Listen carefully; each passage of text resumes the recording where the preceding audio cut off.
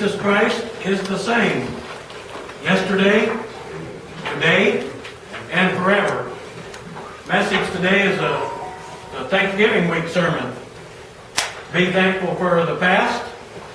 Be thankful in the present. Be thankful for the future even though it's not here yet. That's in a nutshell a lot of what life is about. And so Jesus Christ is the same though, yesterday, today, and forever. In life, one of the things you need, whether you're a child or adult, is a source of stability. It's nice to have stability.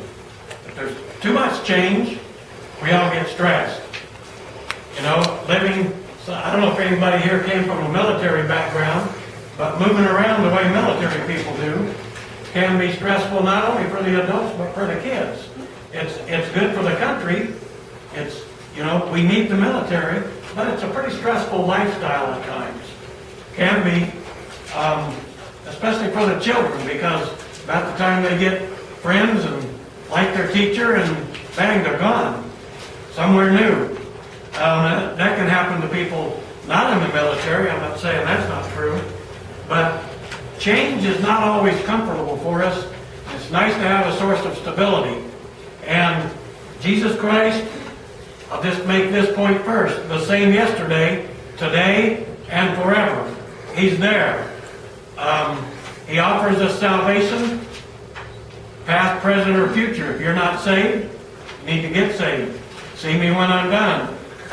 If you are saved right now, be thankful. If you got saved in the past, regardless of where you're at now, if you're talking to God, looking at His Word on a daily basis, be thankful. If you're not, might be a good idea to go back to where you know, if you are saved, where you know God wants you to be, where you might be more comfortable if things around you are kind of chaotic. And I know, you know, this is the time of year we love Thanksgiving, but Thanksgiving, we're probably around people that we're not around the rest of the year. Some of them we're pretty happy with. Some of them we might wish we didn't have to be around. Okay? Stress, change. Get back to Jesus Christ is the same yesterday, today, and forever. This is an interesting message to think through because past, present, future, you know, in a way that's everything. You know, the first, I could have just used Genesis 1:1. In the beginning, God. You know what? Because that is the beginning. The beginning wasn't a big bang. The beginning wasn't that somehow minerals got together and then there was a cell and then there was an animal and then there was people and then the monkeys decided to have church. No, afraid not, people. They're not having church now, but we are. We're humans. Go back to the beginning, the way past. You know what? There was monkeys and there was us. We were people from the beginning. We were never monkeys. They were never people. People needed God. That's why we were created. Monkeys are there. God created them. We're glad they're there. But you know what? They don't really need God. God takes care of them even though they don't know He exists. That's really all they need though. They're never gonna, they don't sing hymns. They don't pray to God. They're just monkeys. We're people. We're people. So for the past, in the beginning, God. That's the best place we can start. In the beginning of human life is God needs to be underneath. You know the 10 Commandments? The first commandment? The first commandment really, in a sense, is just about, it's under everything else. You know, if you've ever built a house or if you live in a house, guess what's underneath all of it? You can't see it. But there's a foundation there. Most of the time around here, there's plumbing and other stuff down in there. That's a good thing because the rest of the house is built on top of that. In the beginning, God. First commandment, thou shalt have no other gods before me. It doesn't mean nothing else is important, people.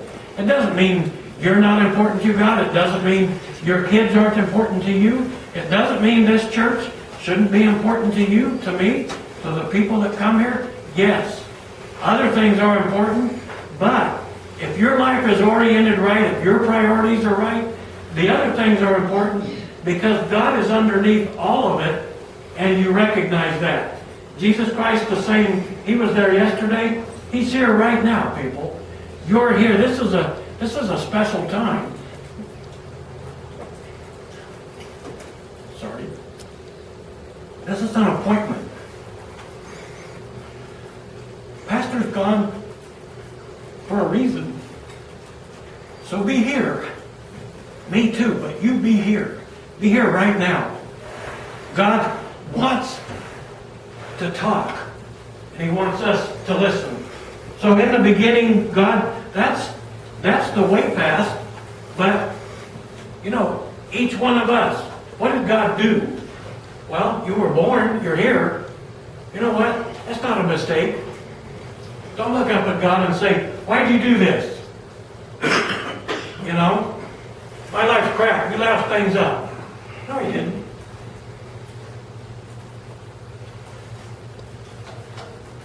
You're here.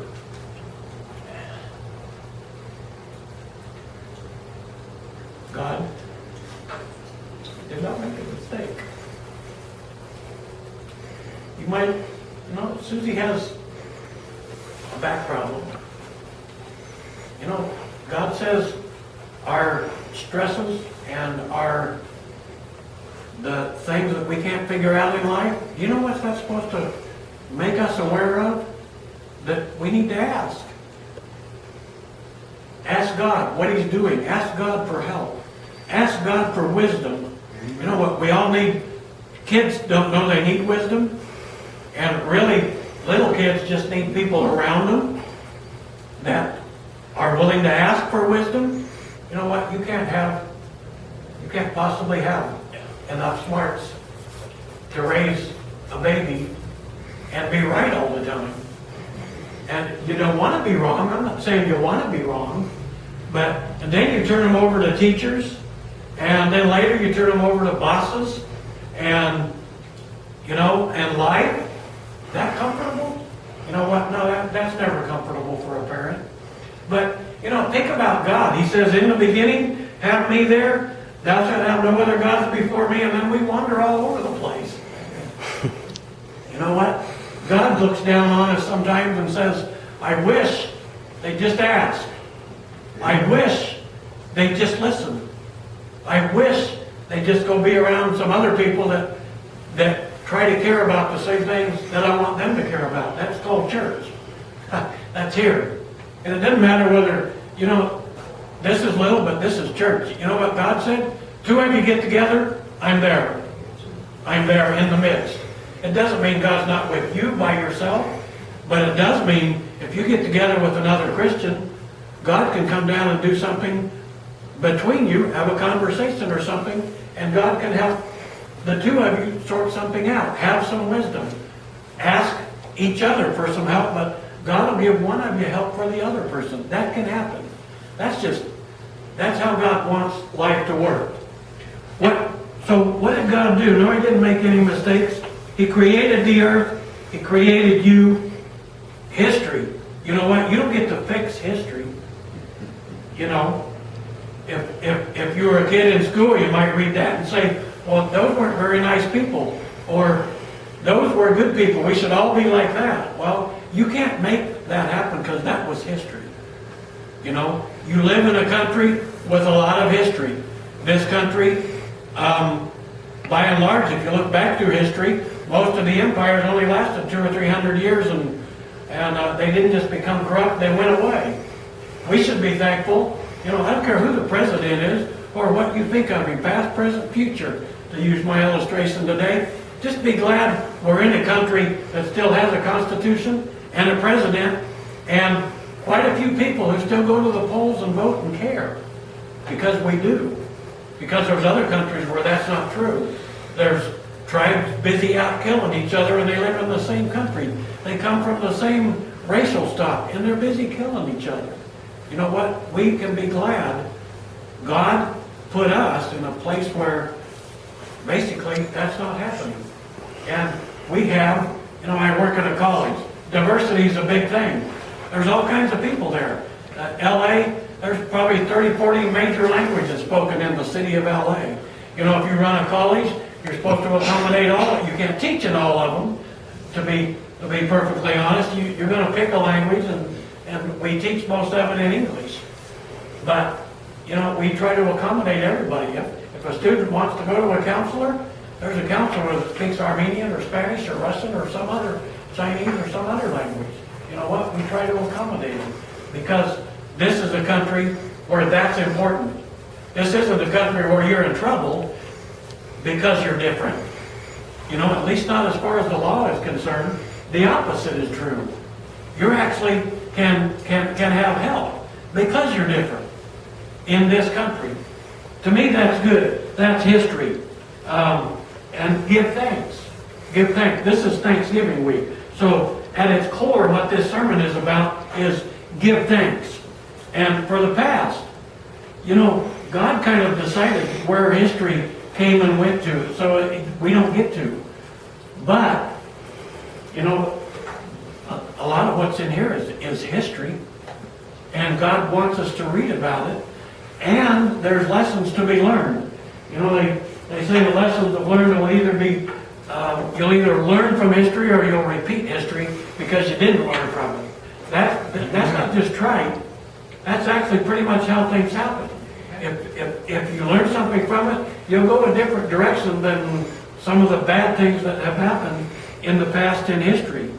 And so, in the past, another thing, did you make a mistake? Yeah, we've all made a mistake. Some of us, maybe more than others, have done some things, you know, maybe we regret. I don't know. Pretty sure most of us have. Some of us, if we could go back, we'd fix that, or we'd try to. Or maybe 10 years later, we know what we should have done that we didn't do then. You know what? You don't get to go back. You don't get to do that. So, my point would be thankful for what you can learn from it, but don't stay there. Don't stay there. God's going to have a hard time taking you that direction if you're too busy looking that direction. You're here now. You can look that direction and stay there for the rest of your life. And frankly, God can't have a lot to do with where that heads. Because God has a plan and something that He can help you with. But right now, you're going to have to look that way and ask. Ask for wisdom. Ask Him to show you. A lot of my life, I won't go into all the details, but I was in what I call Christian work, Christian education, and there were times when God opened the door to go do something different. And I told God when I was in my 20s, if you'll show me what you want me to do, I'll go do it. The other thing at the time, you don't really know what you're saying when you're 20 and you say this, and I don't care how much they pay me. Because I did a lot of things they didn't pay me very much money for. But you know what? God took care of my kids. God took care of me. God took care of my wife home with 7 kids. That's the past. But when God wanted me to go do something, He opened the door. He showed me the open door. It was up to me whether, you know, are you going to move from Illinois to Texas? Yeah, I did. Actually, I tried not to the first time He opened it. Tried to stay where I was, and then God said, okay, since you won't look at that open door, I'm going to slam this one shut. And He did. And again, I won't go into the illustration is in the simple part of that illustration, not the details of what happened to me then. It's that God might need to shut a door to get you to look at an open door.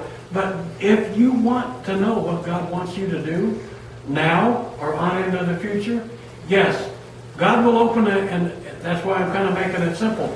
God's not going to open the same door for you or you or you that He wants for me. God's actually interested in your life. And from now on. So that brings us to Thanksgiving present. This is Thanksgiving week. I did the past. This is the present. Okay. Okay, what's God doing now? God's doing something right now, and there's a reason. There's a point. And some of the point will be, God wants you to ask. You know, God kept, the reason I'm going to emphasize this is because over and over, getting ready for this sermon, God said, just tell them to ask. Just to ask.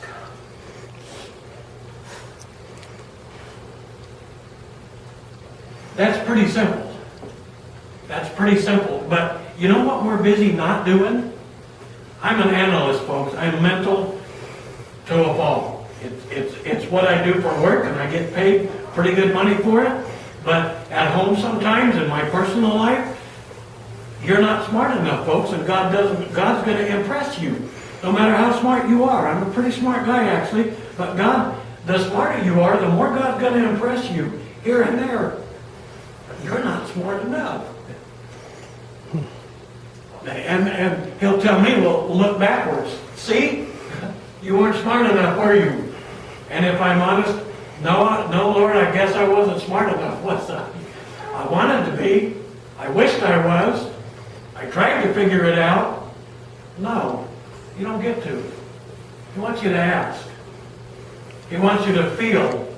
He wants you to realize He didn't really make you stupid, but if you feel stupid sometimes, because He wants you to be more dependent on Him. You know what we do with kids? Kids think they're smarter than us. They're not. And there's times when kids look at adults and say, that's, to themselves, that's pretty dumb.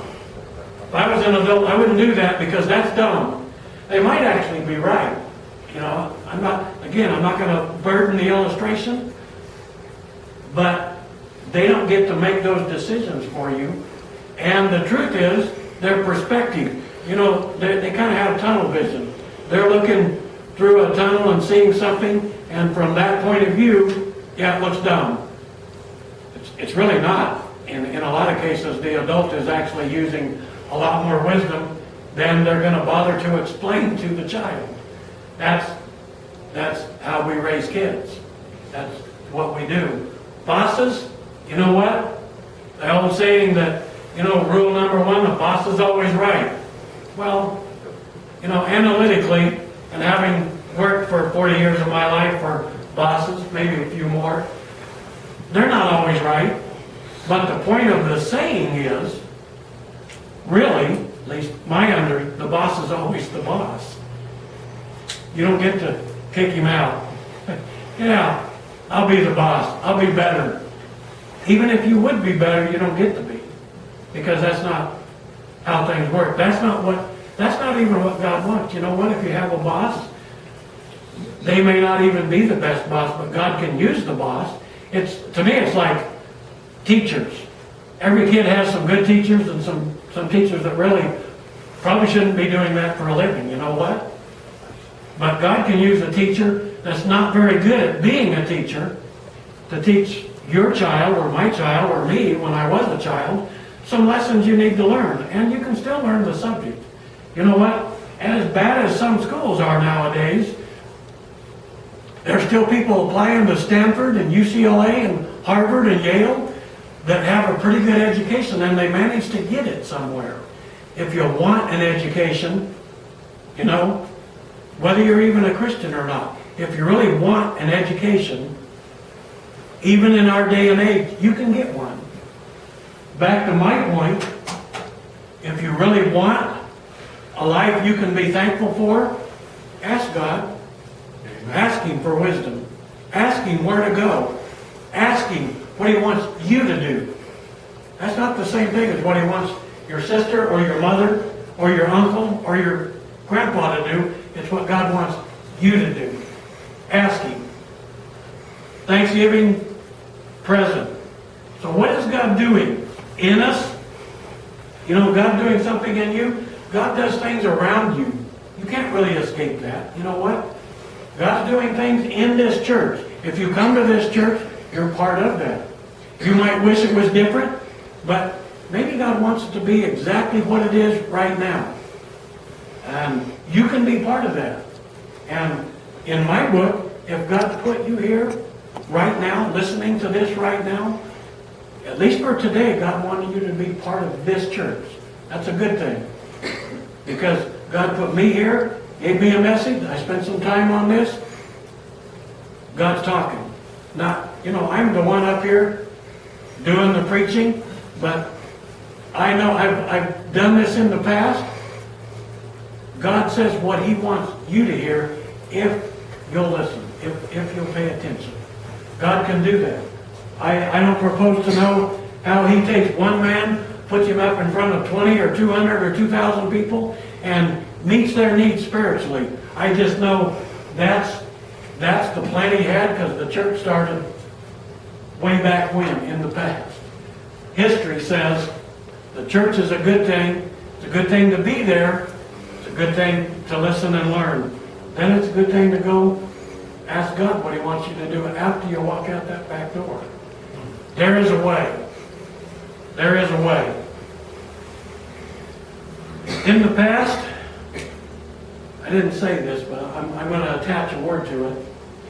The Bible says faith, hope, and love. These three endure.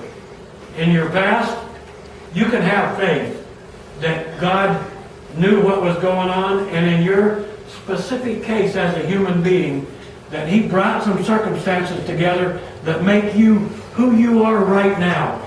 And that you can be thankful for that, and that's a good thing, not a bad thing. You can be thankful. In the present, I think we have to have hope. You could say, well, hope for the future. No, I got another word for the future. I'll get there when I get there. But right now, to get up in the morning and go forward, you need hope. Hope. And you know what? Hope isn't that you'll get a better boss or even a better job. Hope is dependence on God.